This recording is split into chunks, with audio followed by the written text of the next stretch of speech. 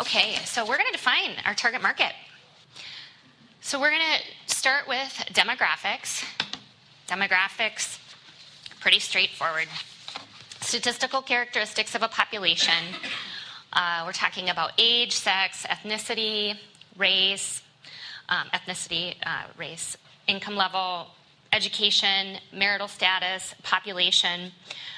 We're really talking about anything and everything that can define a population statistically. What I would like you to do is really think about your target market from that perspective. I have a client that is a large tourist destination, and they are in northern Minnesota, and they said to us, we really want to promote our activities in the Twin Cities. We want to promote all of our winter activities and everything that we have to offer in the Twin Cities. Twin Cities families is our target market. And Twin Cities families is a specific target market. Before, they were focusing on Chicago. They were focusing on Fargo. They were focusing really anywhere that would take their, would listen to them. Very large budget. And we said, okay, well, let's take apart Twin Cities families just a little bit more. So when you start thinking about decisions and how they're made, oftentimes a mom is the one making some family decisions on vacation. Obviously, those gentlemen in the room, you have input. I don't say that you don't. But you know your wife usually has more. So moms are usually the decision makers, right? When you start looking at a ski trip, well, there better be some disposable income there. So we know we've got to hit some higher disposable income numbers, probably 100,000 or more in household. We know that they're probably not living in the downtown Twin Cities area. They're probably living in a suburb around. We know that, from an education standpoint, they may or may not have a college degree. Marital status, they're probably married because they're probably going on a family trip. And really, they may be looking at things like minivans. They may be looking at things like SUVs. In the marketplace, they might be shopping at various stores. So it really helped us identify and segment that target market from the funnel of Twin Cities families to heads of household with a household income of $100,000 or more. They live in certain zip codes in the Twin Cities, and they probably have at least 2 kids. So you can see how it helps us spend a budget, even if it's a large budget, very much in a more cost-effective way. So that's how I want you to be thinking a little bit when it comes to the demographic of your target market. Psychographics. So what psychographics is next? Psychographics, and this is fun too, this is a lifestyle characteristics of your population. Their beliefs, their beliefs in general, maybe their beliefs about you or your company, maybe beliefs about their values, their trends, their concerns, their habits, their hobbies, their influences. And let's just take apart concerns for a second. What are concerns? So what are people concerned about in your target market? This is a big one when it comes to key messages. What do they care about? So the concern of a Twin Cities mom is that her family's going to have fun on vacation, right? She's really concerned about that when she's making plans to spend a big chunk of her household budget. But let's talk about concerns about money in a different way. So if you're running a capital campaign and you're asking for donor money, whether electronically, through a campaign, through an email campaign, through a social media campaign, people think about money differently. The boomer generation is thinking about retirement. They're thinking about a legacy. How can I leave a legacy? The Gen X or Gen Y generation is thinking about money different. The Gen Y, they just think money grows on trees, right? Still, pretty close. They're kind of moving into the workplace. But so you think about how you have to craft some of your messaging, no matter what channel you're using, different to those different audiences. And this was, are there any public officials in the room? Okay.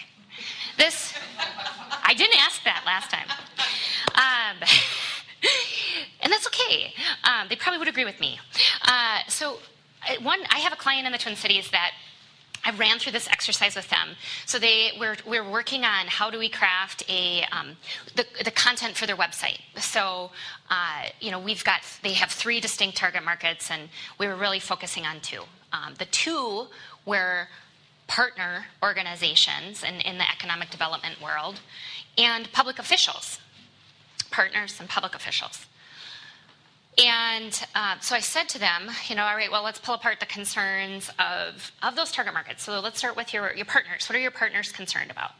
Well, they're usually concerned about generating some sort of membership dollar or membership number. They want to grow a community. They want to be able to say we've brought new jobs to this community. They really have a lot of care for the community and concern for the community. Okay. So what about those public officials? What do they care about? Anybody?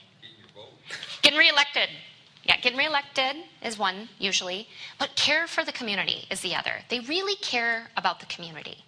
And so when we were trying to think through how do we connect different target markets, different audiences, finding that connection point about care for the community helps streamline your marketing dollars and helps streamline your marketing efforts when you can carry that through consistently.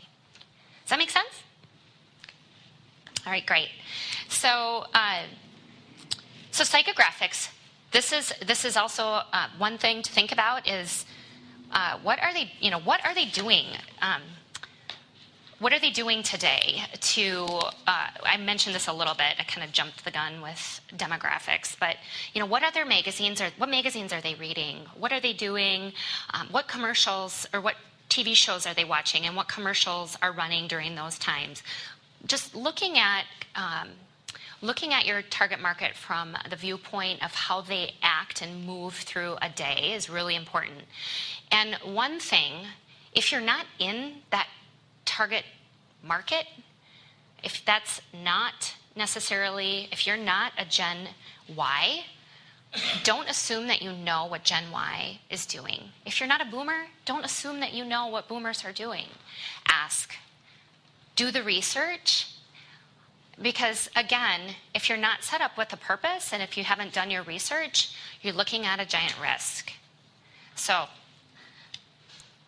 and I've learned things the hard way.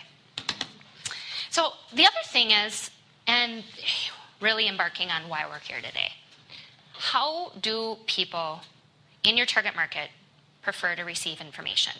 Do they prefer good old direct mail? Yes, you can mail it to their home, but should you? Do they prefer email? Do they prefer social media? Do they prefer a phone call? Knowing that is really important. Digital, again, it's 2/3 of what every marketing plan has to consider today. But is it email? Or is it a direct email, a composed email, or is it a form?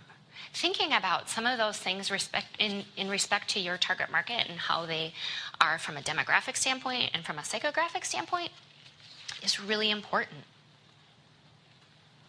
And this is where, as I mentioned, looking at, back to that Twin Cities campaign, we know that those moms that we're after they're probably shopping at Whole Foods. They're maybe shopping at Lunds and Byerly's. So where's Lunds and Byerly's advertising in the Twin Cities?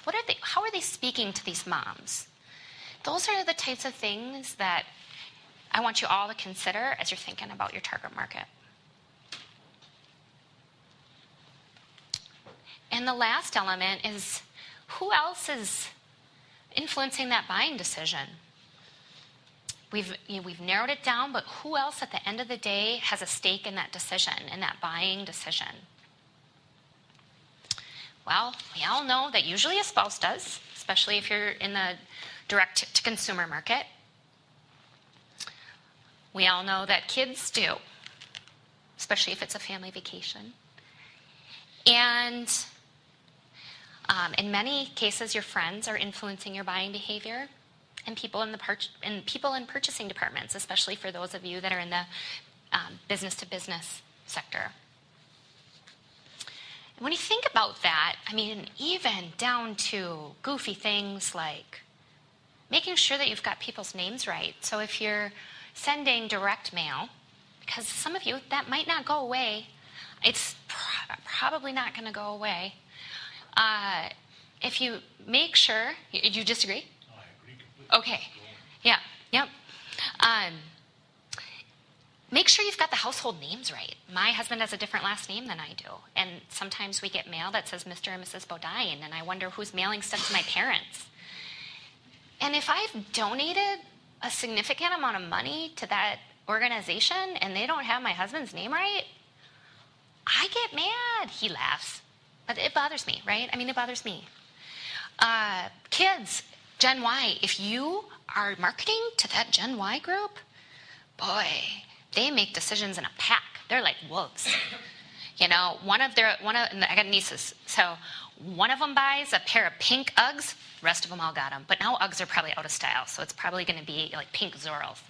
Because it's, what's the next? What can we change up? But thinking about that from a perspective of your target market, that they make some of those generations make purchasing decisions in groups. Same with boomers. Boomers oftentimes like to impress their friends. What do you think about this? Should I do this? So just knowing that some of those decision makers influence whether or not they're going to buy your product or use your product or donate to you is important. And the last one, purchasing department. This is really, I mean, we all run into this every day, right? You ask somebody for a sponsorship and they're not the decision maker. You try to sell a piece of equipment and it has to run up the chain to the CFO. So this is a big one in the world that we live in. And communicating your value across multiple customers within an organization is actually really great. That's a great digital opportunity. But I have a client, they manufacture slurry pumps. And they're really, really nice slurry pumps. They're top of the line. And the people that operate the slurry pumps in the mines, they use the word love. These guys use the word love when they're talking about their slurry pump. They love them. They never stop working. And so they never cause any headaches and they never cause any downtime. Those are great slurry pumps. The guys and gals in the purchasing department don't really know that. They just see a more expensive slurry pump. So when they have to sign off on a PO to replace a slurry pump or buy an additional one, because you never have to replace them, I keep telling them they maybe need to re-engineer their product so it breaks. I'm just kidding. So anyway, the reality is, though, you need to sell across multiple chains, right? So just communicating value across different people in the organization is important. And so that is really key to what you're doing today. Next step, for those of you that are super creative, is a mood board. So some of us are concrete, and I'll put myself right there. Pretty much all of my team belongs in this category of creative. People see things different. So if you have a team that's working on a marketing event, that's putting together a campaign in your website, mood boards are often really great. Take a look at competitor websites that you like. Take a look at websites that you like in general, for example, if you're embarking on a new website. Maybe do a screenshot, print it out, put it on a mood board. Take a look at different social media campaigns that you like, or events that you like. Snapshot, take a picture, put it on a mood board. These are really powerful visuals to get team engagement and to really kind of give you a sense of what you're after. So this mood board in particular, I don't know if all of you can see it at the very back, but there's a fellow up there in an aviator jacket with a really nice car. There's some aviator sunglasses, Ray-Bans, if you can't see, some fancy gadgets and speedometers and nice mahogany finish, some other nice finishes, leather. Anybody have any guess on what this mood board, the product that the company was trying to sell? Any ideas? Shout it out there. Nobody? Be shy.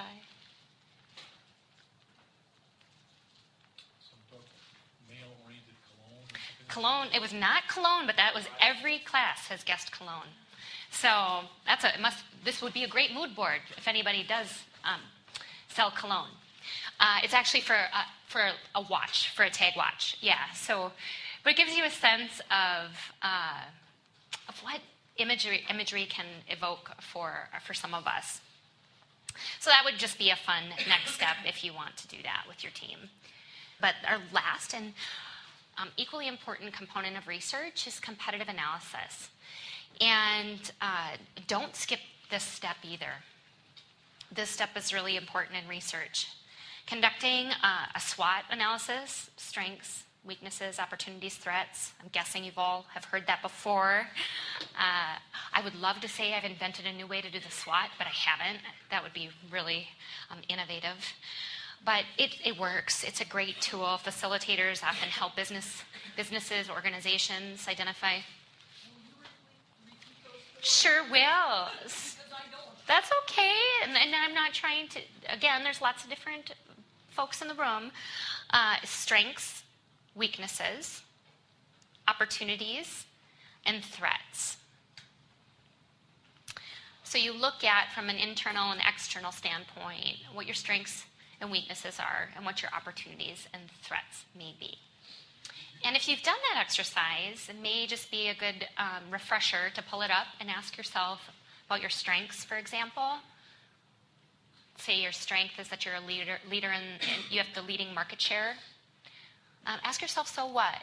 So what am I going to do to stay there? What am I going to do to remain the market leader moving forward?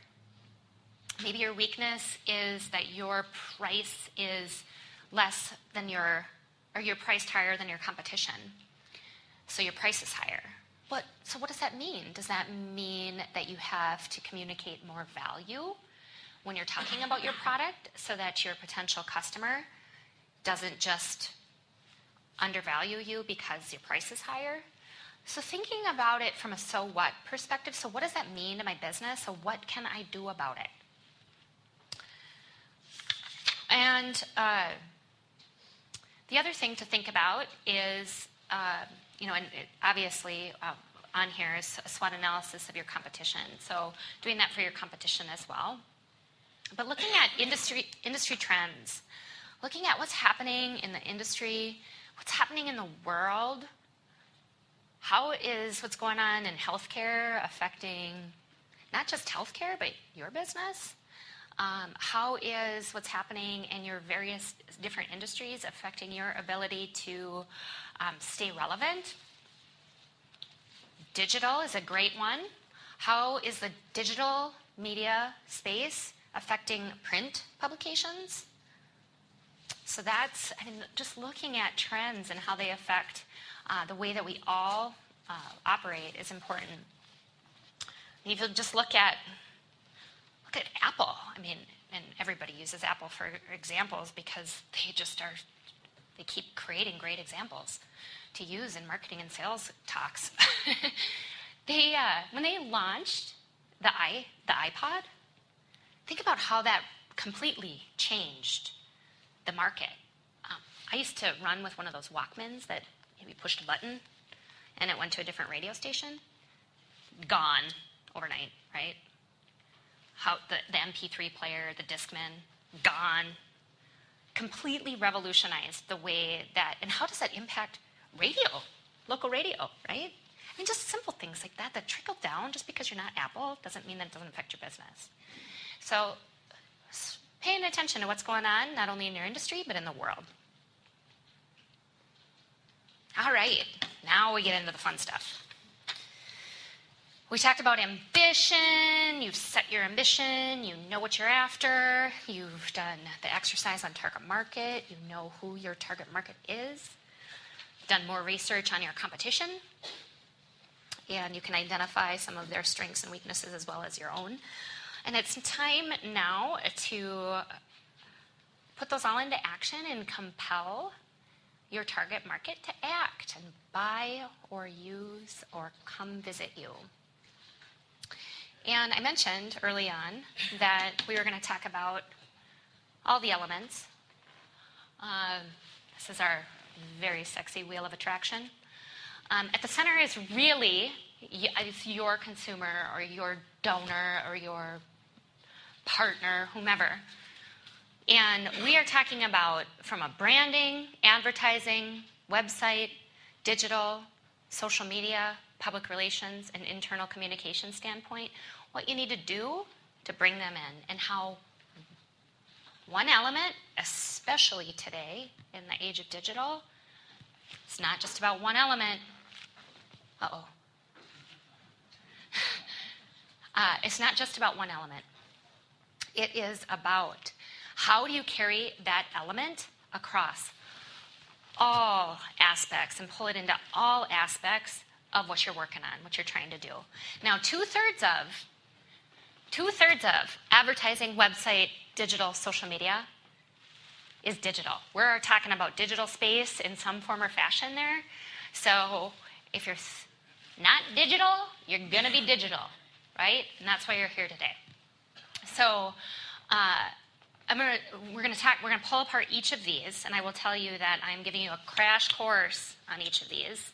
I'm going to spend more time on advertising, website, digital, and social media today, and then also next week. So, but I do want to make sure that I touch on some of the key elements of branding, internal communication, and PR, because truly, if you ignore those, you're back in that category of big idea without strategic purpose equals giant risk. So let's start. All right, so we're going to start with branding. And branding is more than just a logo. Oftentimes, companies that I work with think, I need a new brand. I need a new logo. It's a lot more than your logo. Your brand is such a powerful opportunity, and a logo is just one component of that powerful brand.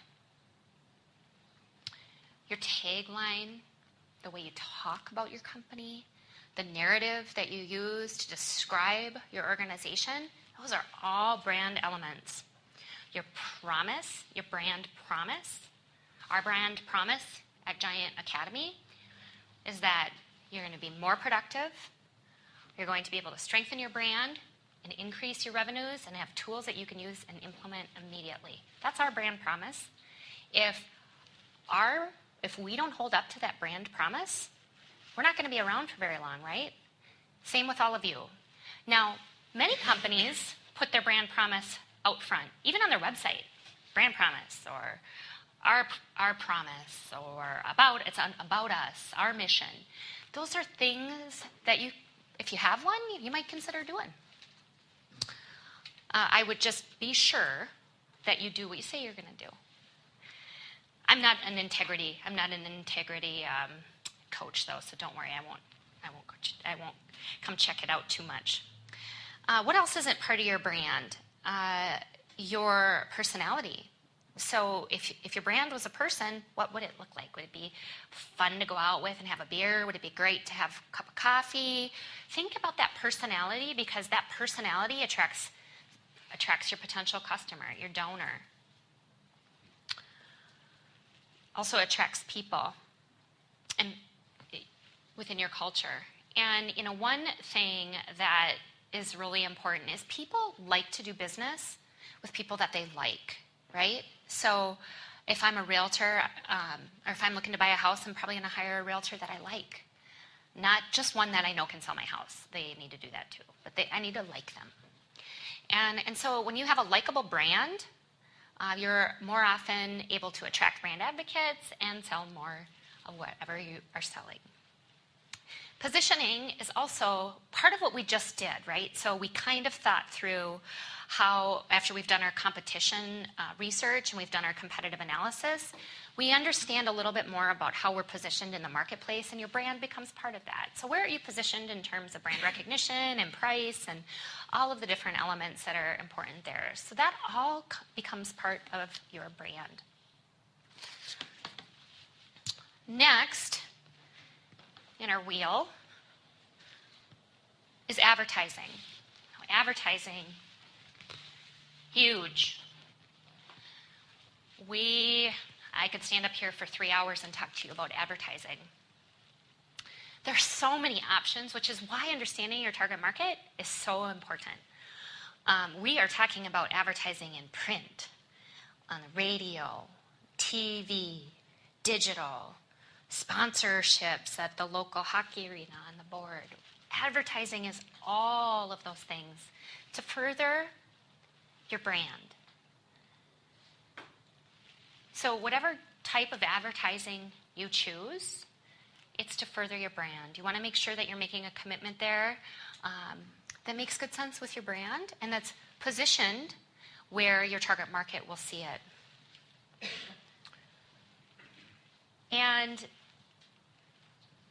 today, with all of the different media channel options, it's really important that you understand where they are. So digital banner ads are a great example of advertising. They are a form of advertisement. And the cost of placing those is a lot less expensive than placing traditional print. But are you sure that you've got the right eyeballs, right?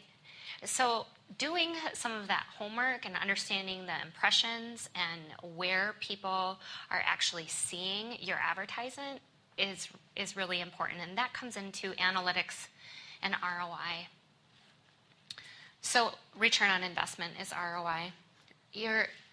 When you're advertising in the digital space, there's a lot of analytics at your fingertips. You can look at how many impressions, how many times people clicked through to your website. It's a great way to cost effectively advertise. But understanding, again, the target demo and your advertising partner, your stations, your Pandora, wherever you're advertising, can help you segment your target market and get pretty specific, which is really beneficial. The key messages, I'm just going to touch on that because I hit that really hard in calls to action. Key messages, making sure that you are asking people to do what you want them to do that meets their concerns. So if you're bringing them to your website, is maybe what is the call to action. Come to our website and download a free workbook. Or one of the people that was in our session yesterday, it was an easy one for me to think through a campaign. She owns a resort up north, and it's a fishing resort, so it's ice fishing season. And advertising, digitally or in print, calling people to their website for a free offer of, we'll bring your ice house out onto the lake at no charge, right? So something like that calls people to action and then sends them to wherever you need them to be. But you can see already why advertising is now affecting your website, right? Advertising is impacted by your brand. So you can see how they all are weaving or wheeling together. Next is website. And so your website is such a powerful tool. It's really one of the most probably underestimated tools actually out there. It's a huge investment of time, energy, and money to not only have one up, but to keep one running and to keep one relevant. it is so important that you're driving people to it, right? So a website is an investment only if you're using it, only if you're telling people about it. What's important about your website that you need to consider? Well, you need to consider navigation. You need to consider your target market. If you're targeting the baby boomer generation, for example, probably want to keep it pretty sizable fonts. You probably want to keep it pretty simple because a fair number of folks in that generation are just really, truly coming into the age of using the internet. My mom is one of them. She had not used a computer, a traditional computer, until she was 62. And now she knows more than I do. But those types of things you have to consider those when you're talking about designing it and designing the navigation for your target market.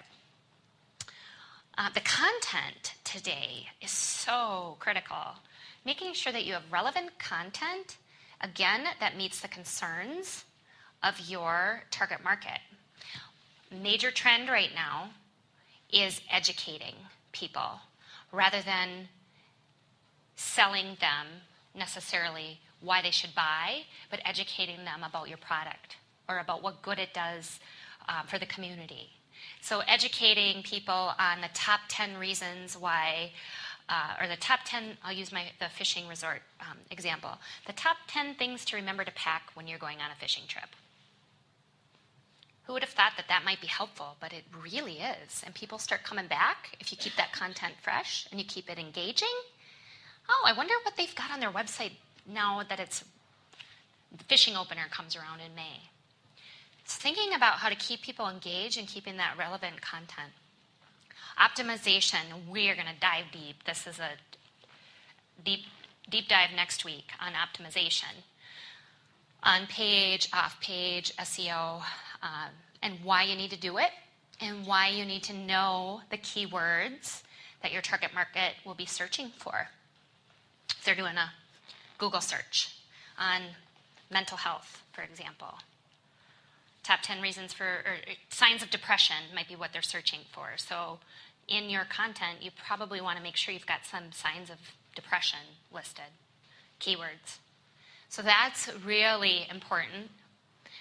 Calls to action on your website, front and center. So making sure that you've got, call us to book your reservation, call us for a free consultation, call us for a $25 coupon in your next visit.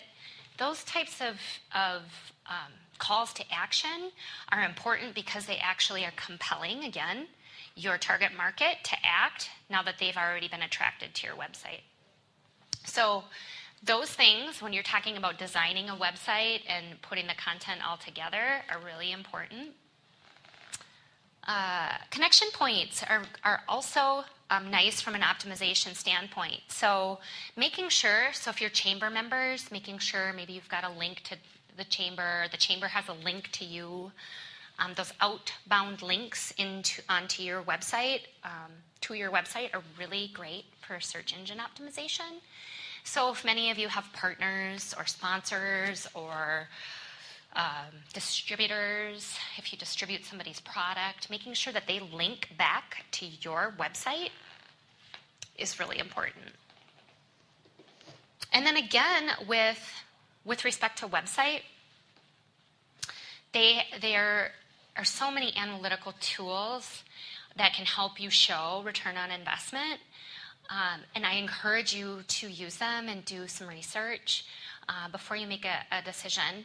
Oftentimes whoever's hosting your website or a firm that you've partnered with to design it can help you with the analytics and provide you with some of that data. So, and what I mean by that is, what's our website traffic numbers count? So then you can measure if you want to increase, if we're going back to ambition and we want to increase website traffic, you've got that measurement right there. If you want to take a look at your page performance, so I have some clients that spend a lot of time on their products and services page, but most often people are going to careers and to About Us. So, all right, well, that's good to know.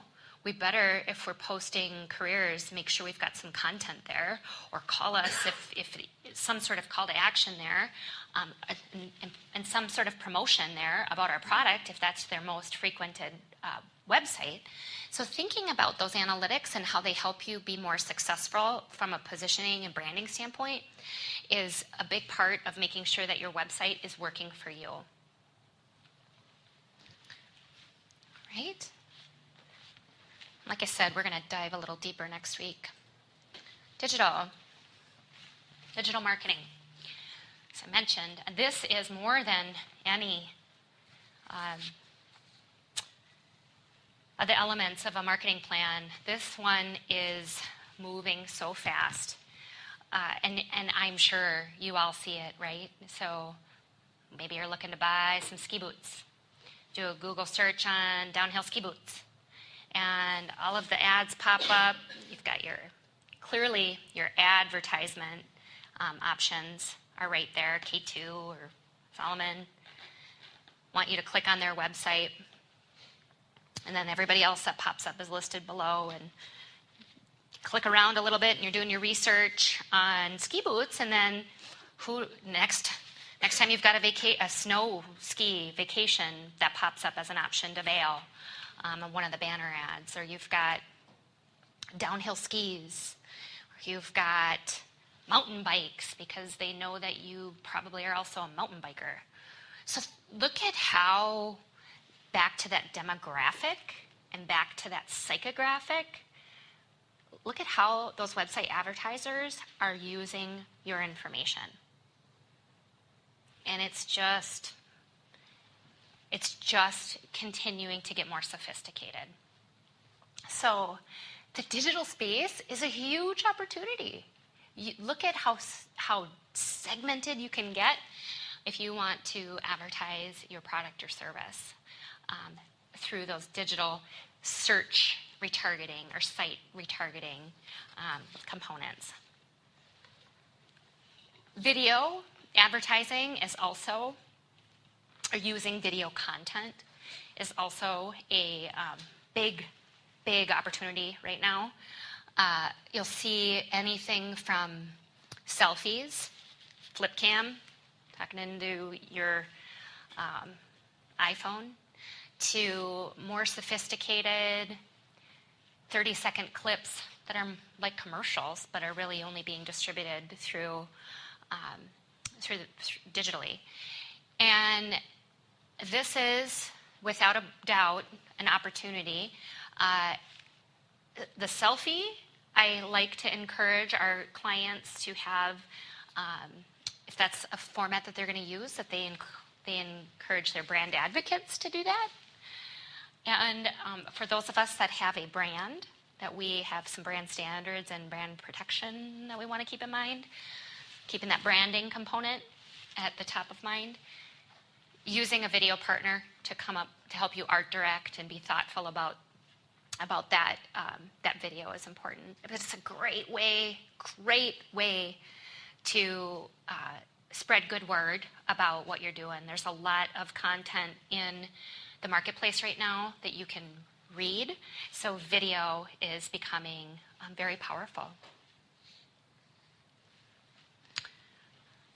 Digital advertising, we've talked a little bit about that. Emailers. So this is, if you're in the business-to-business space, email campaigns and lead generation is taken off. When I talked about how consumers want to be educated, they look for education about a product and service generally before they buy. They're doing a lot of that research on your website. They're coming to your website to do that research. And they're going to your competitors' websites to do that research too. And by the time they pick up the phone and call you, they're usually about 75% already have a decision made. We also see that in doctor's offices when a patient already knows what they have when they walk into the doctor's office, right? Well, I'm diagnosing myself with ADHD. Same thing. There's a lot of education out there today, and so What we've been helping our clients do in the B2B space is helping create content, like a white paper or a case study that we then pair with a blog post and social media posts and an emailer that goes out to their clients, goes out to their customers and to their prospects. So it's a multi-channel campaign that gives our clients, customers, something to read and educate. For example, how to extend the life of a pump. How do you extend the life of a slurry pump? Should I repair or replace it? 8 tips to XYZ. Those are all different types of ideas that we have helped our clients execute. And it's happening everywhere in the marketplace. You probably have seen it yourselves as a consumer. And so that is a way to tie aspects of all of the digital marketing platform together. Blogs, I just mentioned a little bit about that with respect to a full campaign. Blogging is really a great tool. We were talking about it yesterday in Roseau. You can optimize your blogs, which helps with your search engine optimization. You can use your blogs to drive people to your website. It's a great way to stay engaged with your customer. You got to keep it fresh. You got to keep it coming. Minimum, if you're going to blog, minimum of 1 a week, or keep resharing your blogs. Even if they're old, share them. And I'm going to, again, spend more time diving into that in more detail next week. But blogging is a great digital opportunity. And I already talked a little bit about the analytics and ROI, return on investment, and how you can, across this digital platform, really understand what your best bang for your buck is, and your partners can help you with that. Your media partners, your marketing partners, whoever might be placing those ads for you. Next on our wheel is good old social media. This is, it's changing the way that we all operate.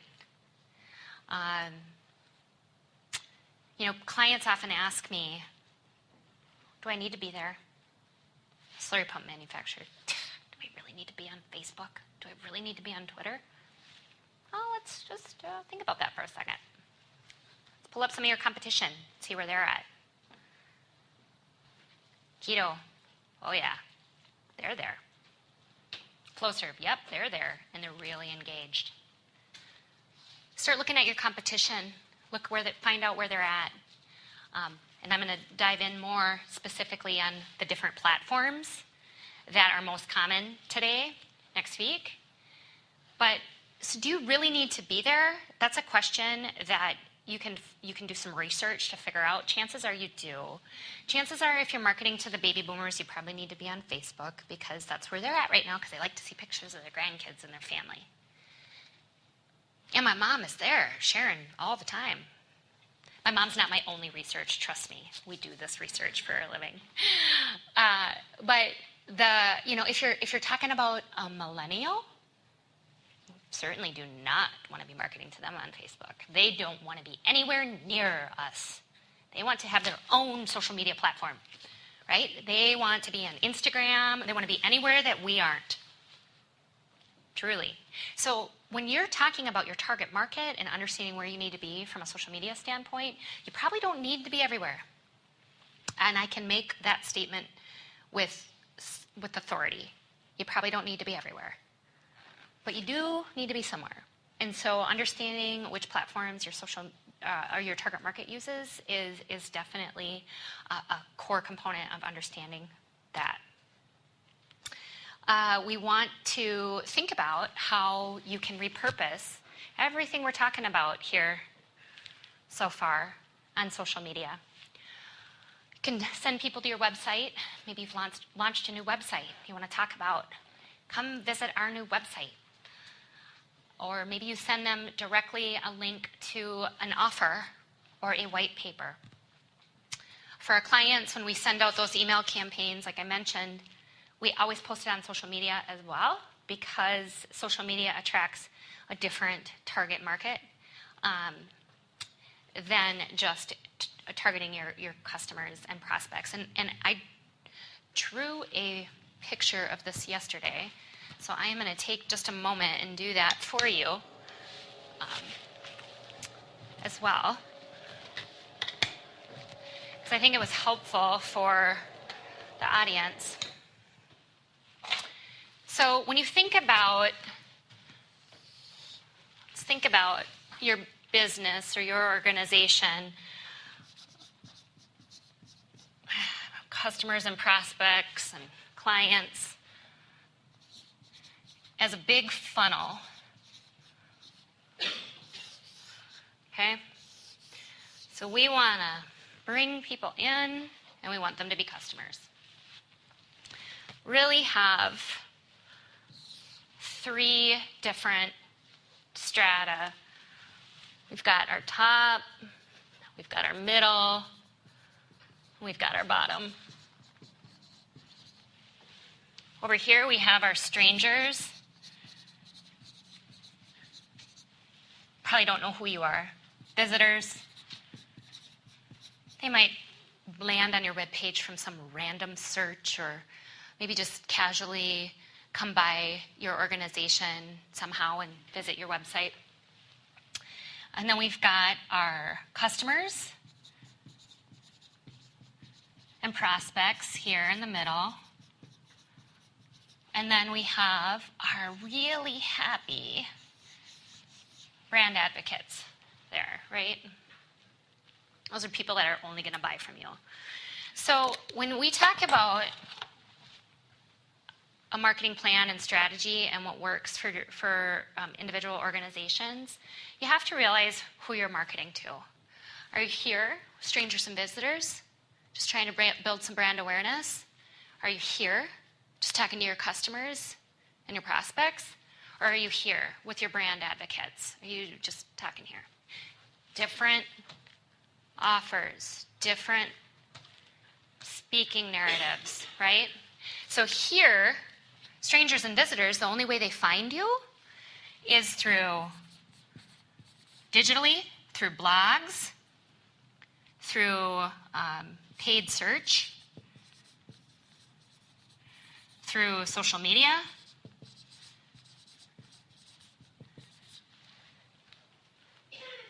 Otherwise, how are they going to find you? They don't even know about you. How are you going to attract them to your website? Advertising goes in here, right? From a customers and prospects standpoint, here we've got, they're probably still going to social media, direct campaigns, whether that's email or other. We've got, strangely enough, they still might come to you from paid search, but you're mostly going to come, they're mostly going to come to you through direct conversation where you're already connected with them on social media, direct. Your brand advocates, obviously, you know how to reach them. I mean, this is either you pick up the phone and call them because they love you, they share you on social media, and you're talking to them direct. Okay, so when you look at what elements, you can talk to all of your, right, your social. If you want to talk across all channels, if you only want to necessarily talk to your customers and prospects, you can do that. Direct, email campaigns. So I want you to think about, and I think that was helpful yesterday for the class that I walked through that exercise, as you're thinking about digital marketing and the way that you're crafting messages, understanding which part of the funnel you're talking to. Is that helpful? Really just to wrap up social media, understanding that it should always connect to your brand is really important. So if you are sharing, I had somebody ask me this yesterday, are there rules to social media sharing? Yes, there are. So make sure that, and they're usually just your internal rules, but I would suggest that you set them. And I would suggest if you don't have them and you have a team of people that's managing your Facebook page, that you lay that expectation out there. I know we have various different size organizations in the room, so it might just be you. But putting some parameters in place is important. Language, not sharing specific numbers. And I will tell you that sometimes you have to be that explicit, that sharing sales revenue numbers or sharing sometimes even employment numbers is not necessarily in your best interest. You just have to think about those filters through your individual organization to know what is appropriate to be sharing and not. Public relations, we talked a little bit about this, and I'm just going to spend a little more time talking about it and how important the press is. And think about what we've been talking about up to now, that content is king. And whether it's written content or video content, it is so valuable right now. Public relations partners, media partners, are your friends. If you have a new product that you're launching to fit a certain gap in your market, if you are launching a new capital campaign to fill a deep need in your community, helping your public relations and media relations partners understand that is a huge opportunity for free press. It does take some time. It doesn't happen overnight all the time, but building and cultivating those relationships is really important, and they are part of a marketing plan that oftentimes gets forgotten.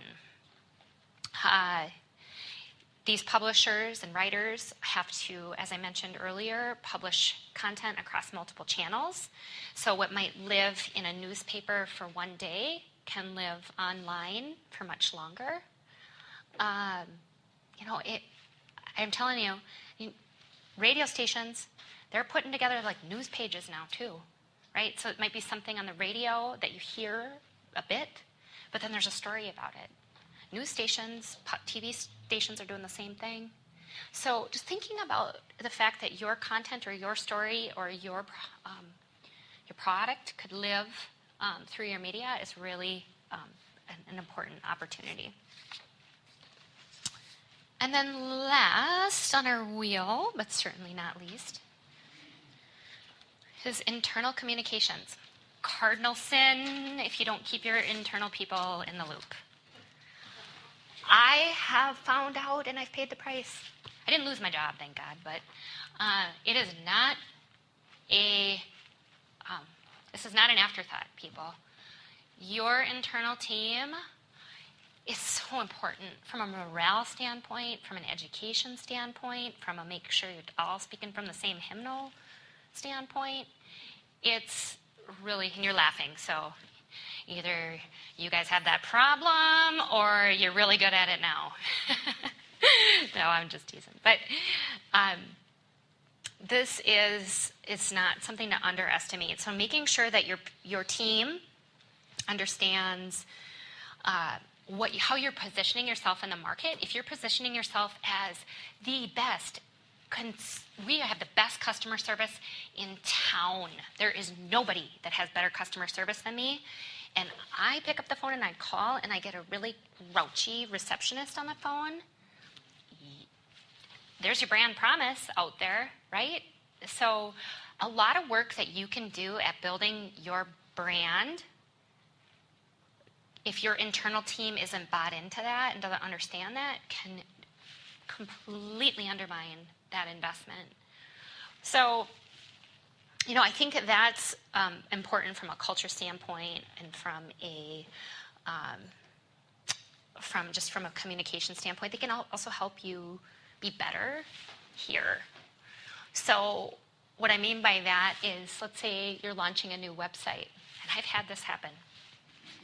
Launched a new website for a client, was working with the team a small team, internal team, and launched a $30,000 website. We're not talking about small investment, right? $30,000 website.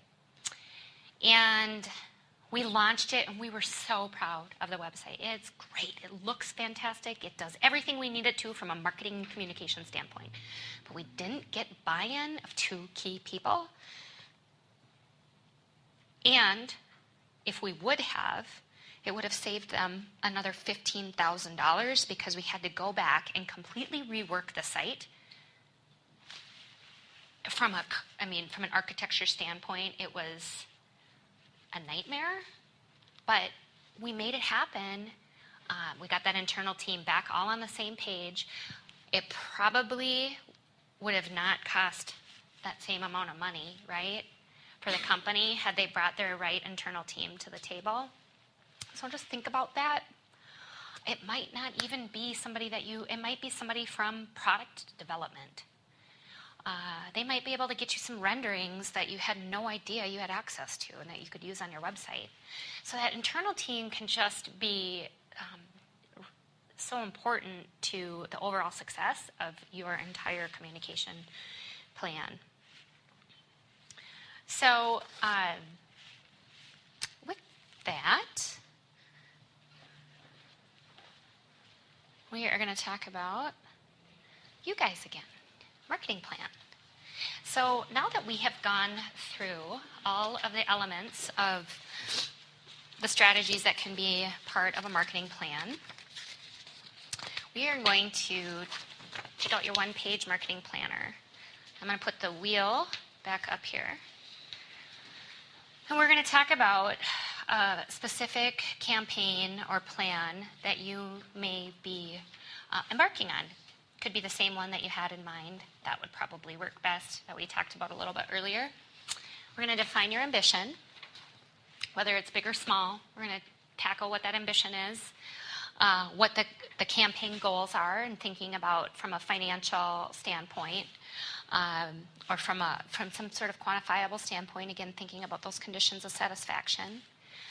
The target audience, you really already pretty much did that in our previous exercise. And from a key message standpoint, how are you going to set yourself aside from the competition? Think about benefits. Think about your benefits of your product and not necessarily your features there. And then I'm going to have you flip over. I'm not going to have you complete the bottom part just yet. We're going to flip it over, and we're going to move to the back. And this is a brainstorm session, or brainstorm area. So to accomplish our ambition of attracting 50 people to a grand opening event that we are going to have at our studio, what are we going to do? From a brand standpoint, is there anything from a branding component that you need to make sure? Think about positioning. Think about your brand package. Is there anything that you need to tidy up there? From an advertising standpoint, where might we advertise for this grand opening? Would it make sense to place an ad? Would it make sense to call up some of our media partners? Would it make sense to put together some sort of advertising package with a radio station? Let's talk about that. So thinking about all things advertising. Moving through to website. On your website, is your website navigated for this event? Do you have a little button that you can edit and make sure that you've got the date, time, etc. of your event on your website? Do you want to make sure that you've got, if you're hosting a grand opening of your studio for some reason, if you want to sell more exercise classes, for example, then let's talk about make sure your language is right on your website from an optimization standpoint. Digital. Do we need to do some paid search? Do we need to potentially look at doing some digital ads locally? Social media. What are examples of some social media posts that you might be able to use? Is there a contest that you might want to consider? Maybe, and if you come to our grand opening at our studio, you can win a free month of CrossFit, for example. How many times are you going to tweet it in a day or in a week? And we'll get into more. I'll give you guys there's a social media planner actually as part of your packet too that we'll dive into next week. From a public relations standpoint, what types of articles might you be able to help an editor craft? Like why fitness is so important, why strength training is an opportunity for people to be reinvigorated and how they're more productive. I don't know. I'm brainstorming this off the top of my head, literally. But gives you some examples of how you may be able to put together some public relations content. And internal communications. How are you going to make sure your team is informed about the grand opening and engaged? How are you going to make sure that they're all available? Give them enough time to be there. Those are just different examples of how you might be able to engage your team. So I would just challenge you to think about that from your own standpoint and use the marketing planner from a brainstorm standpoint. Once you're done, and this isn't all going to happen today because we're not going to spend a ton of time on it, but once you're done, you prioritize. Okay, so let's prioritize. What's most important? What is going to bring me the most traffic, the best traffic to my grand opening? Not looking at cost, but what is going to drive the most traffic and the best traffic to my grand opening? So prioritize those. And list a cost if you have that. And then we're going to move down to the budget. Budget needed, budget secured, and if there's a budget gap. And why is it important to think about budget last? If we're not brainstorming all of these ideas, would you maybe even have thought about writing an article about strength training and how it improves productivity? I don't know, maybe you would have. But point is, just thinking about from a brainstorm perspective without the constraints of a budget is provides for much more opportunity, and you may actually be able to secure some of those tactics for less financial investment than you thought. Or you may be a nonprofit, and you may be able to pick up the phone to one of your donors and say, you know what, I need a new corporate video, and I would love it if we could put that together and have you be our key sponsor for. And they might say, yeah, no problem. Here's the check, right? It does happen. I know it doesn't happen. I wish it happened more often to all of us. But that's just something to be thinking about. Sometimes there's alternative ways to find resources. You might have a distributor that'll give you some co-op dollars. You might have a partner that's willing to help you pay for the food because they see a benefit to having their name as part of your grand opening. So those are just different ways to think about your marketing plan and for your specific event, and then how to execute.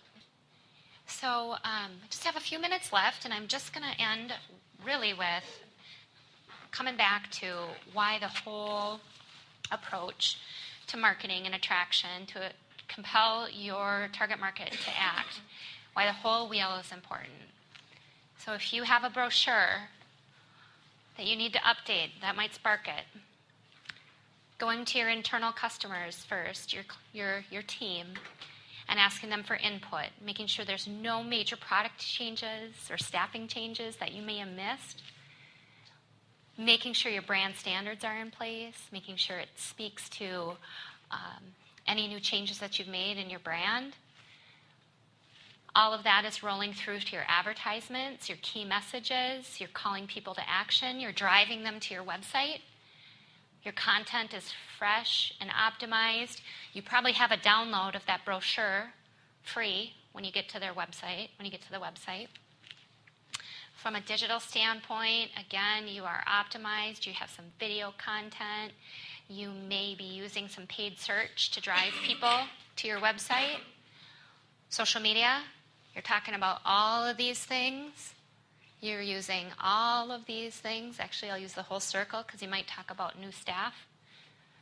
And public relations, you're giving your community and other thought leaders fresh content about your organization and why they should be talking good gossip about you. So that gives you an example of how just one element in a brochure or in a website update really ties it all together.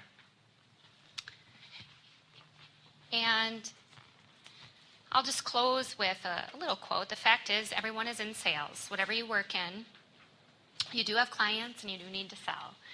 And so thanks for the opportunity to talk to you today about sales and marketing. I did mention that most of this conversation that we had today is part of our session 2 in Giant Academy. And next week, our session 5 on e-communications and plan development is what we're diving into. So get enthused. Thanks for being here.